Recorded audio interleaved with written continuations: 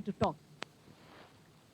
Ashank and Padma are good friends of mine, and in the name of Avanti, they started a foundation, and I told, definitely I will address students because, you are the future. I do not know what all the episodes I should talk today, whether I should talk about, I think you all read on the internet how I met J.R.D. Tata or how I wrote. Do you want that or you want something else? I'll talk. You tell me the choice. Something else or same? And something else. Now you tell me, you should be bold, you should be positive, and you should tell me. Something else. Okay, I will tell you. Because this, I think, is circulated too much on the internet, how I wrote to J.R.D. Tata. So I will tell you something else. That is not a problem. About 15 years back, it's a true story. I have not added anything, no masala in that. It's a real story. 15 years back, I was traveling by train. Normally, I travel by train in the interior part of Karnataka or anywhere because I can meet people. It's very easy to be cut off from the reality. So I prefer to travel by train, that is too in a second class. So I was traveling by second class train, and it was a place known as Bidar. It's about 600 kilometers away from Bangalore. It's Hyderabad, Karnataka, we call it. It's one of the non-developed state of Karnataka. I was traveling, and the TC came. I don't know how many of you people travel by train because the train is more expensive. Someone said train is more expensive than plane now. While I was traveling, the TC came, and TC always checks the ticket. So he checked the ticket, and he also has an eye to find out who are ticketless, actually. I will not be able to know. I feel everyone has a ticket, but he knows. I'm sure you travel by your local train without ticket, you will be the first person who will be caught. So they have an eye to find out, and he found out below my berth, there was a girl, young girl of 13, 14 years, sitting, hiding below my berth. He said, hey, girl, come out, and she came out, and she was in torn clothes. Of course, she had tears, marks you can see on her face. And he said, where is your ticket? And she did not have a ticket. And TC said, you should get on the next station. Otherwise, I'll give it to police.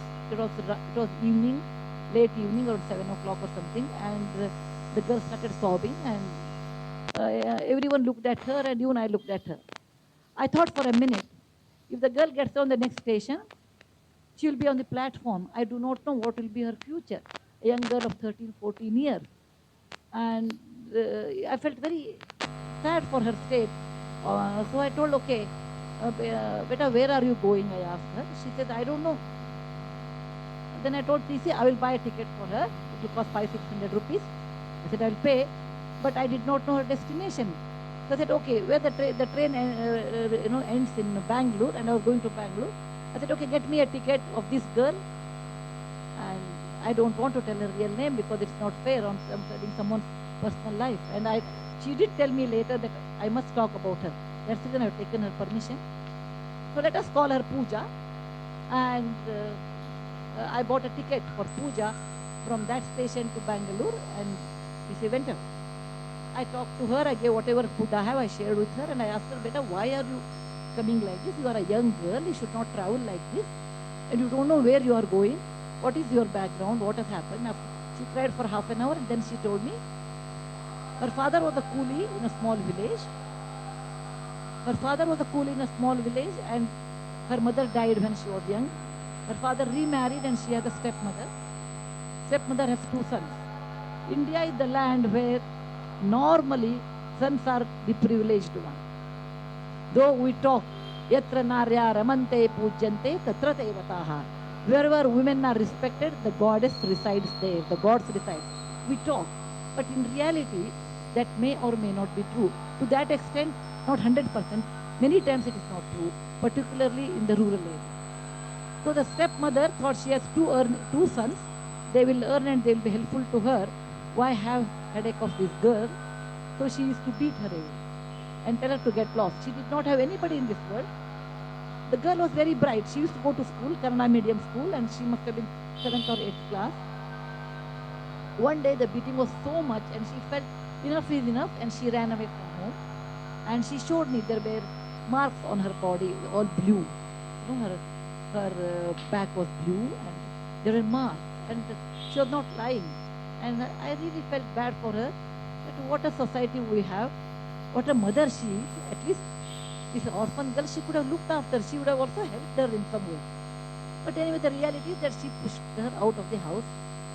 So she came to Bangalore, and then she got down at Bangalore. Even I got down at Bangalore. I did not know what to do with her. I said, "Where do you want to go?" She said, "I don't know anybody in Bangalore. You bought the ticket for me to Bangalore, so I'm coming with you." My mother always tells me, "You have a very peculiar knack of getting into problems." And I always tell her, God is kind to me. He also shows me the exit in a peculiar way. So I have this girl whose address is not known. Nothing is known about her, except that parents were, stepmother was very cruel to her. And what to do with her? That same day, I was traveling to some other place by flight. So I can't even keep her at home because I was not there at home. I took her straight to my office. In my office, there is a cleaning lady by the name Sheila. Sheila had 3 daughters. So I told Sheila, "Look, I will be back from my tour under 3 days. Meantime, you keep this girl with her." And I gave some money to Sheila, that buy some dress something for her and food also. After 3 days, let me think it over what to do with Puja. I went to, I think, Hyderabad or Bombay somewhere. It's about 15 years back, I don't remember. Somewhere I went and came back after 3 days. And then Sheila brings this girl and stands in front of me. "Ma'am, I have 3 daughters. The 4th one you have kept now. Know what to do with her." I was wondering what to do with her, but then I remembered I have a friend. We have also a network. Like in business, you have all the networks. Similarly, in art, you have the networks. In social work, also we have networks. Orphanage. Our networks are orphanage, old age home, NGOs, poor sanitation project heads. All these are all our networks. I remembered a friend of mine and his wife. They run an NGO to help girl child in their education. So I called both husband and wife. I told, "Look, here is a girl, and you should be her caretaker because I travel 20 days in a month, minimum 200 days in a year. And I have a very small house, 2-bedroom house, and most of the time I'm not at home. I will pay for everything for this girl. You take care of this girl. You have a hostel, and she likes studies. You enroll her into the school." So my friend Pramod and his wife, they took this girl. There are 4 girls. They will have a house of 2-bedroom apartment. This girl stayed there. And after a month, they wanted to enroll her. I took her to the shop. I bought some pure salwar kameez, books, everything, first time. And I told her, "Look, Puja, I will buy the necessary. Like I will pay for your food, I will pay for your clothing, I will pay for your education. But no extra money, because many a times extra money will lead to many more complications. You should concentrate on your studies and you should study well." She said yes. And once in 6 months, I used to meet her. She used to come to my office with her progress report. She was doing exceedingly well. And she was, of course, very quiet. And I understand. She did not have anybody to share her difficulty, her anxiety. She may be worried that this lady whom I do not know, whom I met in train, how long she will pay for my education. One day she may say, "Enough. Then where I should go?" She was worried, but I assured her, "Do not worry. We will take care." And 3 years she passed out 10th class with 90% marks. Very good marks. I was very happy. I called her and asked her, "What do you want to do after this?" She said, "I want to continue my studies. I want to do a diploma in electronics and communication." I said, "Why not do degree?" She said, "No, I have decided I will do diploma." Probably it was in her mind that she never wanted to be a burden to me for a long time. Could be in her mind. It's difficult to read what was in her mind. And she did her diploma, 3 years diploma after her 10th class, and she got a job as a testing assistant in a software company. When she got her salary, she brought a sari for me. And it's not I'm telling the story because she brought a sari for me. It is a mark of gratitude. She brought a sari for me. And she said, "Ma'am, I'm extremely happy. I got a very good job. I get 7,000, 8,000 or 10,000 salary or something," she told me. My friend Pramod told me, now she's an earning member. I do not want to keep her in a girls' hostel. It's meant for students. And now she's not a student. I told Pramod, I can't keep her anywhere else for the time being. So let her continue, but let her pay double the amount. Suppose normally you charge about 2,000 rupees a child. Let her pay 4,000. Doesn't matter, because she is no longer a student. You keep for a year or 2, we'll see. Now she must have been 20, 21 years old. I was worried about her marriage. All these days, She was a student. I will pay money. She will study. It was like a system was going on. Now she's 21 years. I do not know where she should get married. I don't know how to search. I never asked anybody in their community because I really do not have faith in community. Which community you come from, I don't care. You have to be born in some community. You have to be born. But now when it comes to marriage, now I have to ask, find out a boy whom you will marry, how the boy will be. I do not know. It's quite complicated process.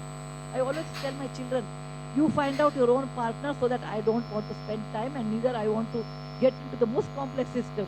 And they did that. So Puja, it was hard for me to tell you find out your boy because she did not have anybody. What to do? It was always back of my mind what to do. Let her work for a couple of years. We will see. After 2 years, she comes and says, ma'am, I want to tell you a very happy news. I thought she's getting married. I said, who is the boy? She said, no, I got an opportunity to go abroad. I was happy because normal circumstances she would not have gone. So she said, I'm going to America and I really look forward and we all wished her best and she left for America and 2-3 years have passed and once I went to Stanford University to deliver a lecture. And I go to the hotel, I check in and the next day I was supposed to give a lecture in Karnataka Sangha. I'm a Kannada person. So normally I address Karnataka in whichever part of India, in US. I went there and I wanted to pay my room rent, everything, and then they said it's already been paid. I said, who can pay me? Who can pay my bill? They said, and then I turned back and I saw Puja with a white boy. She was standing there and I could make out. She was looking better, a little bit of fat she added. And of course, I think in America you eat a lot of cheeseburger and pizza, and I understand. And she told her, ma'am, I have paid this and I'm getting married next month. And there was a boy, she introduced me, John. And she touched my feet and she told John to touch my feet. He did not know head and tail. He also touched my feet. I said, Chitra, why did you pay? First of all, I was very happy to see her after 3 years. And I said, why did you pay my hotel bills? She told me a beautiful sentence. Very beautiful sentence. She said, ma'am, I paid this because you paid my train ticket from Bidar to Bangalore.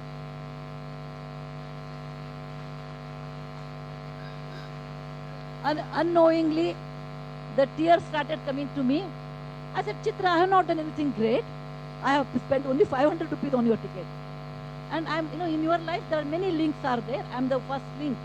She said, ma'am, if you would not have paid that ticket, I would have gone on the next station. And I don't know where I would have been today. I would have been in the red light market.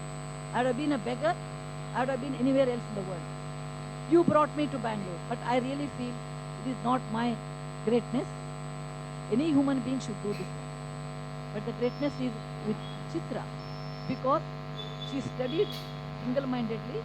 She pursued her education without anybody's, only we did a financial help, emotional help. And she did not have any tuition class, anything.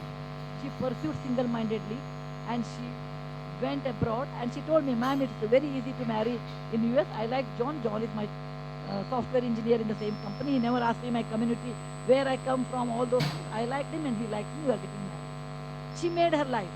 So what I want to tell you in life, if you want to achieve, people can help you to some extent, initial period. But ultimately, you have to do that. And Chitra is the best example. A girl who sat below the berth without ticket, who traveled from Bidar, becomes a software engineer, testing engineer in the US with a sheer determination. And this is what I want to tell you in life. If you want to do anything, you are responsible. If you do not want to do anything, you are responsible. Atmaihi atmano bandhur, atmaihi ripu atmanah. Krishna says, in this life, in Bhagavad Gita, Krishna, not Nitish Bharadwaj, but in Bhagavad Gita, Krishna says, who is your best friend in life? The best friend is you yourself. You yourself is the best friend. You want to achieve in life, you are responsible. Single-mindedly, you should think of it. You should always worry about your future and go towards your goal. Who is your worst enemy? You yourself. I don't want to see. I don't want to study. I can see TV. There are 100 soap opera will be going on. Always the Bahus opera will be there. They will have a lot of gold jewelry on their body.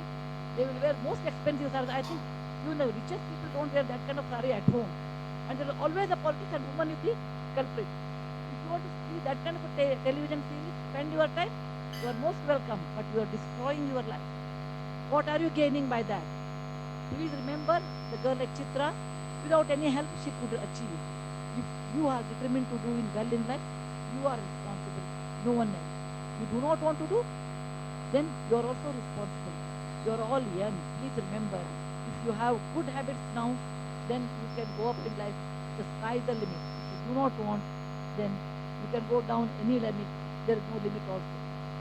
I had a classmate by the name Portado. In olden days, I joined engineering college in 1968. Your parents were not even born at that time. There were no girls in the university. And there was a big issue, there was a big debate in my house. I want to join engineering. Because as it's like, big sabha was called, lot of meeting people. My grandmother told she should never join engineering. The reason, she will not get a boy who will marry a lady engineer. That was the reason. My father was worried, if I do engineering, then I may not have future because nobody will employ a lady engineer. Our college was not keen to take me. Our college where I studied engineering college, was a BUB college. They said, we can't, as far as merit is concerned, you are very good. But we do not want to admit you. The reason is, we don't have a ladies' toilet. And we have to build one, it's a waste of money because you are the only crack who is joining engineering college and nobody will join. Then have to close the ladies' toilet. What we have to do? Our staff was not keen I should join because there was no ladies' room. There's always a ladies' room in a gents' college. We used to have that kind of golden days. So everybody was against me and they said, they pursued. My grandfather persuaded me, said, if you don't do engineering, then I will get you a new sari. It was an incentive in my time. Today you say new sari, nobody will care. New sari, and you can do MSc mathematics and become a teacher. Or my father said, you should become a doctor because my dad was a doctor. You'll be a very good lady doctor. Everyone had their own way, but I told no, I'm going to join engineering because I believe I can do it. You should believe within yourself first. It is not that A, B, C, D, E, F, G, H, everyone will tell you and you are carried away. You should believe, am I doing anything wrong ethically? No. Am I cheating anybody? No. Am I stealing anything? No. What am I doing? After all, I want to pursue the subject which I like. So I told my father, I do not want any of these things. I want to do my engineering. Then I went to my principal and told, I want to join engineering. You don't have to build a ladies' toilet for me. It was 2 miles away from my home. Whenever I have to use the toilet, I will go home, I'll walk 2 miles. It doesn't matter. Because in life, if you want to achieve, hurdles do come. There is no path without hurdles. There is no brightness without darkness. There is no sunshine without a rainy season. Please remember, there is no flower without a thorn. Life has difficulties. It is not a Hindi movie. You meet a boy and love at first sight, you marry, you will be happy ever after. No, that is not life. That is only 3 hours movie. Okay? And you pay for it. In life, you have to face difficulties. There is sunshine, there is wind, there are tears, there are joys. This is a life. Plus, minus, like a wheel. You should not get worried about that. I said, okay, I will use the restroom, walk 2 miles, but I will do that. My principal put a condition. There are so funny conditions, you laugh at it. I was 17 years old. They said, you must wear a sari because it's a boys' college.